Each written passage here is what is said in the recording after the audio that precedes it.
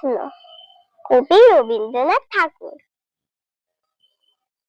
মা গো, আমায় ছুটি দিতে বল, সকাল থেকে পড়েছি যে মেলা। এখন আমি তোমার ঘরে বসে করবো শুধু পড়া পড়া খেলা। তুমি বলছো দুপুর এখন সবে, না হয় যেন সত্যি হলো তাই।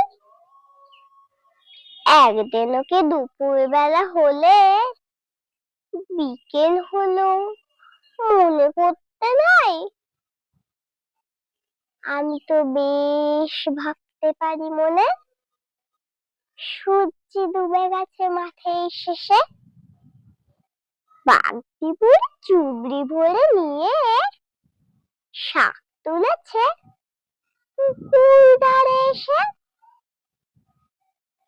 আধার হলো মাদার গাছের তলা, কালি হয়ে এলো দিঘির জল। হাটের থেকে সবাই এলো ফিরে, মাঠের থেকে এলো চাষির দল। মনে কর না উঠলো সাজের তারা, মনে কর না সন্ধে হলো যেন।